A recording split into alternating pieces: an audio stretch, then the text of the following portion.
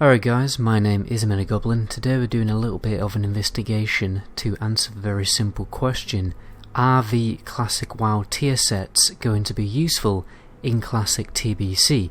Primarily by investigating their set bonuses. First big question people ask is, well, isn't the TBC questing gear just simply better because it has more flat out spell damage and also the added bonus of gem slots? And by a large part that is true, but sometimes the set bonuses are quite interesting, and I can definitely see them becoming useful in a classic TBC early raiding environment. So let me quickly show you a comparison between the tier 3 Mage set and some TBC quest gear. So as you can see right here, Mage set, 35 spell power, 28 spell crit and 8 spell hit, fairly decent. But then we move on to the Evoker's Helmet of the Second Sight, which you can get from a quest reward. Basically the exact same spell damage, a little less crit and no hit on it, but it does have 3 juicy gem sockets which can be decked out with at least 7 spell damage in each one of those slots, maybe even a little bit more, depending on how much money you have. So in effect, this TBC gear could have 52 spell power. So in a lot of times like this, it is probably better to just go for the TBC gear, but what I can definitely see happening is people kind of mixing tier 3 gear, maybe even tier 2 gear, maybe even tier 1 gear, because of their set bonuses, with a little bit of great TBC gear. So first of all, let's look at the Mage. Now the first thing that really pops out is the Hazara's Charm of Magic. Although that effect on the trinket is quite interesting, you'd think, oh, that's going to be amazing for TBC. Unfortunately, it gets totally nerfed in TBC, yet it is still pretty good. As you can see on the TBC database here, increases arcane spell damage by 200 for 20 seconds, so this is definitely one you want to keep hold on to, because when you jump into tier 5 and even a little bit of tier 4 raiding, arcane is one of the go-to specs and does a lot of damage. And if you look at similar trinkets that you're going to get in TBC, like the icon of a silver crescent, it'll only increase your damage by 155, so 200 is actually more than what you're going to get from a lot of the trinkets from TBC. When it comes to the Neverwind set, obviously the threat reduction from a 3-piece could be quite useful in TBC. The increased radius on your AoE abilities may also have some niche value when you're doing some dungeon clearing. And then the 8-piece, well, you don't normally stack 8 pieces because you're simply going to have more spell power from off set pieces, so it's probably not particularly worth mentioning. When it comes to the AQ set, I can't really see it becoming incredibly useful apart from the spell hit pieces. By the way, whenever you see 1% spell hit on an item, it normally equates to, as you can see here, about 8 spell hit points on a single piece of gear, which honestly isn't that much. When it comes to tier 3 for the Mage, I can definitely see the 2 set bonus being very useful because it reduces the cooldown on Evocate, which can be very useful in longer raid fights in TBC, but probably again not going to get 8 pieces of this set because there are other better gear pieces out. I think Mage will be one of those classes that replaces a lot of its tier gear with some half decent TBC gear with a lot of gem slots, but probably keep 2 pieces of Frostfire for the reduction of the evocation cooldown. Moving on to the Hunter, so tier 1, the only thing I can really see being useful is a 3 set bonus because it reduces the cost of Mend Pet by 30% and also its effect increases the effect by 10%. I think this will slightly be useful for leveling, but if you have tier 2 and tier 3 available to you, then it's probably more likely more useful to just deck yourself out in those gear pieces because they'll simply provide more damage. Tier 2 has a number of really useful set bonuses, like the bonus to Aspect of a Hawk, and obviously the Exposed Weakness, which increases the range attack power of all attackers against a target by 450 for 7 seconds. The only issue with that obviously is you do need 141 hit rating in order to hit TBC bosses, so it may be difficult to get the hit cap with all of these pieces equipped, but it may be possible with a few cheeky TBC gear pieces here and there. But overall it will be a very useful set if you do not have access to tier 3, but anyway, let's move on to tier 3. So first of all, let's look at tier 3. Tier 3 has very strong raw stats which will compete with the pieces from TBC, primarily because of the hit chance that it has. Although it is important to bear in mind that hunters will obviously want to go for Beast Lords as pretty quickly as possible because of the 4 set bonus from Beast Lords, which is the dungeon tier 3 set, Talk more about that in a later video, but it's basically an extremely big DPS bonus that all hunters need as soon as possible. So you probably won't be able to equip as much of these tier sets from Classic WoW, but nonetheless equipping a few here and there, like 2 pieces of tier 3, is definitely going to be really good because of that cheeky bonus to your rapid fire. Maybe even 4 pieces if you can do it, because it will increase your attack power by 50 for both you and your pet, which is going to be really useful. But by the time you got Beast Lords, it's going to be harder and harder for you to get that, the higher set bonuses like the 6 and 8 bonus, which you probably won't really benefit at all. Because obviously Beast Lords is 10 times better than any of the tier sets that you're going to get from Classic WoW. So let's talk about the Warlock now. First of all, tier 1, the free set bonus will definitely be useful for solo content and obviously leveling, because that set bonus that increases the amount of life you get from Drain Life will stack with your new ability called Fell Armor, and will also stack with your new talent, which also furthermore increases the amount of healing you get from Drain Life, so you can stack this with a number of different effects. It's also probably worth keeping the Hazara's Charm of Destruction. As you can see there, it increases your crit chance by 10%, but in TBC it is reduced down to 140 points, but still pretty useful. When it comes to tier 2, I think most of the pieces will just be replaced by really good TBC pieces. However, the 5-piece bonus will probably be quite useful for leveling with a Fell Hunter, because you will access to a new talent. Well, it's actually not a new talent, it's an old talent, but obviously it has the added bonus of being useful for the Fell Guard, because as you can see there, increases all damage caused by 1% and all resistances by 0.1 per level for when you have the Fell Hunter active, which means you can stack some significantly high spell resistance on your Fell Guard, which could be useful in a number of different situations. So I definitely recommend keeping this item set, mainly for the interesting interactions it can have with the Fell Guard. Moving on to tier 3, so the 2 set bonus, your Shadow Bolts have now a chance to heal you for 270 to 330. It's fairly decent. I can see a lot of Warlocks probably keeping a couple of pieces from tier 3 just for that little bit of a cheeky heal, especially as it will interact with a new talent called Soul Siphon, which is largely the same effect but just a little bit worse, so you can actually get a decent amount of healing back with your destruction spells. So the extra healing that you get may be quite decent and may be useful for progression raiding. Now the next set bonuses, honestly, probably not going to get much use out of these, because you have access to a new ability called Soul Shatter for whenever you generate too much aggro. You can drop your aggro by destroying a soul shard, so threat shouldn't be that much of an issue honestly in TBC, and it's probably better to just replace a lot of the tier 3 pieces with TBC gear. Now let's move on to the Shaman. So unfortunately tier 1 is made totally redundant by a talent, so the free set bonus, the most useful part of getting tier 1 is to increase your radius of your totems.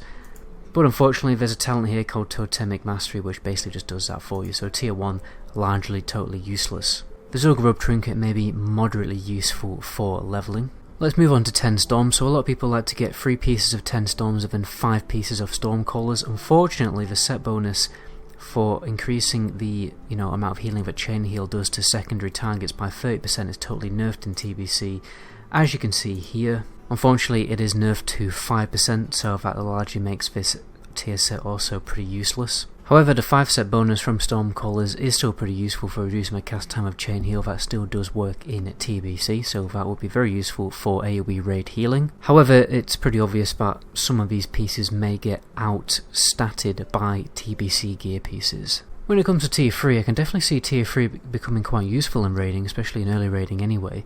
First of all, you have the increased mana regeneration from your Mana Spring totems by 25%, which is very useful for the party, but also the Totemic Power bonus, well the buff, that's provided from the 6-piece bonus, that still works in TBC, and if you don't already know this, it provides a number of different buffs, depending on what class you are actually providing it for. So for Shamans, Priests and Druids, you can increase their mana regeneration by 28 per 5 seconds for 8 seconds, fairly useful.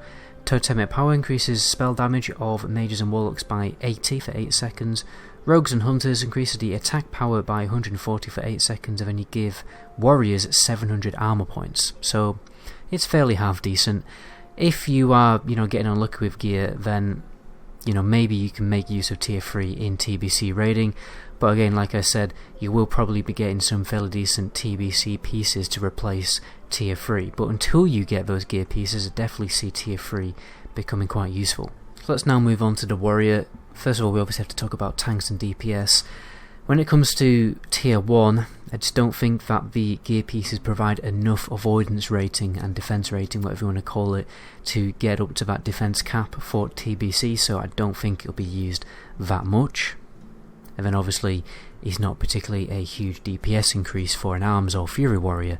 The questing pieces were just going to be way better. I think the Zul'Gurub trinket will be quite useful actually, because you can pop that before you get into combat to generate quite a lot of threat, although it is actually nerfed from 30 rage to 20 rage. Moving on to tier 2, so what's interesting about tier 2 is the 3-piece bonus does carry on in TBC, increases your attack power gained by battle shout by 30. It'll be interesting to see if this can be snapshotted, so you equip 3 pieces, you use battle shout, and then you go and equip whatever other gear you're wearing.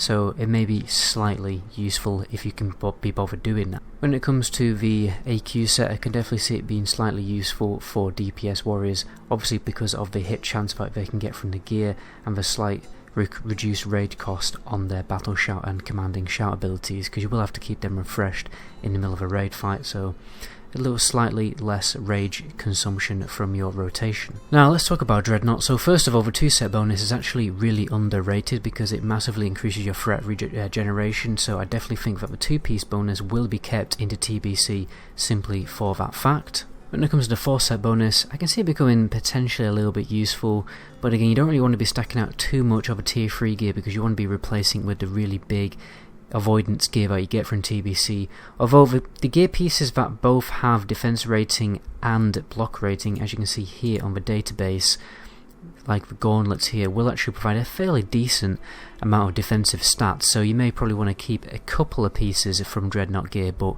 like I said before, you will probably be replacing it. Now let's talk about the Paladin. So we obviously have to talk about 3 different specs when it comes to the Paladin, as they will become more viable in TBC. When it comes to tier 1, I could definitely see basically all of this gear just being replaced by TBC questing gear, so I wouldn't really bother keeping any of it.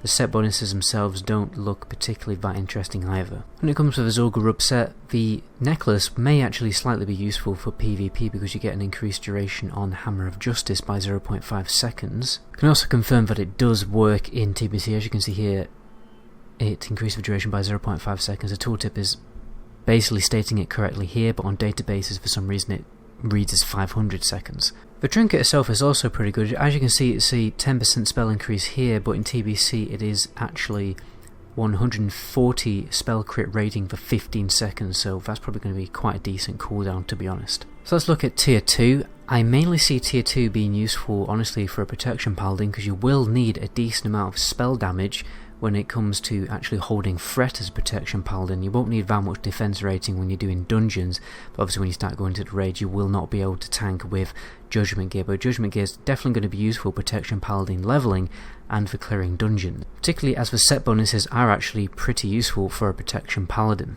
But a holy paladin is probably more likely going to make use out of tier 3, which we're going to talk about later. Will also be useful for a rep paladin, but as a rep paladin you're probably going to be wanting Avengers gear more, because simply provides better stats for a retribution paladin and bonuses. And in fact it's also pretty good for a protection paladin too. The main reason why I say it's best for a retribution paladin is because you do actually need strength and agility as a rep paladin, whereas like tier 3 has no strength on it, and also has no spell damage on it either, because it's actually only healing power that you get on tier 3. So yeah, Avengers and Judgment, you're going to probably want to combine both of these sets if you're thinking about playing a rep or protection paladin in TBC, because it will be fairly beneficial to you. However, you're probably going to be thinking more about getting TBC gear as a rep protection paladin, because again you will need that defense rating as a protection paladin too. So when it comes to tier 3 for the paladin, you can definitely see this being especially useful in tier 4 raiding, simply by the fact that it has such good stats on it when it comes to healing power and MP5 and everything like that. And then the set bonuses on, like for instance the cooldown reduction of Lay of Hands, is going to be fairly useful, but mainly the Flash of Light and Holy Light bonus on tier 6, which is basically exactly the same as the Shaman buff that provides over different unique buffs to all the different classes, so I can definitely see this being fairly useful too. So let's move on to the priest now. So tier 1 will definitely get replaced by TBC questing gear, so it's not really worth talking about.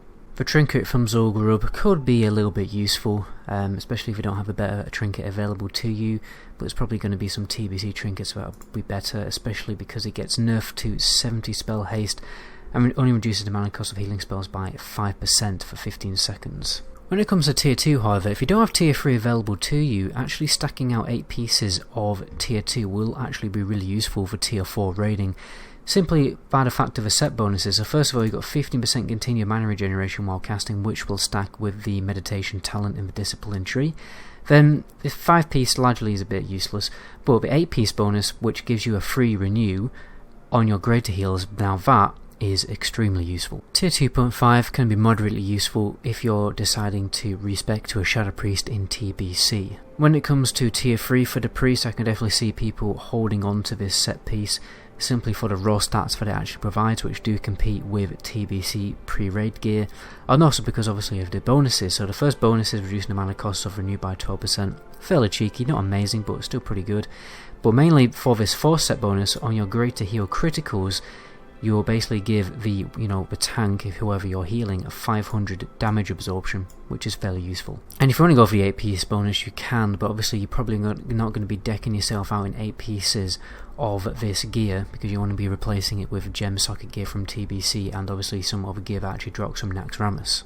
Let's move on to Druid. I think the tier 1, like I've said before, will just be replaced by TBC questing gear, and the trinket here is basically the same as a priest trinket, fairly useful if you want to go for it. When it comes to tier 2, I can definitely see the 3-piece bonus being very useful in tier 4 raiding because of that 15% continued mana regeneration while casting. If you're thinking of respecing into Feral Druid or as a tank Druid, I definitely can see the AQ20 set becoming in quite useful for the bonus of refunding 30 energy on a miss, dodge, parry or block. And obviously the attack power on the mace is very useful. And obviously tier 2.5 is also fairly useful for a Feral Druid, although I can probably just see people who want to play Feral Druid just getting really good TBC gear and honestly not really bothering that much with classic WoW raiding. It simply just doesn't have the best in slot stats, like it's still lying there with like spell damage and healing increase, so it's like the TBC gear is just going to be way better. When it comes to tier 3, obviously the stats on tier 3 are pretty useful and will compete with some TBC gear,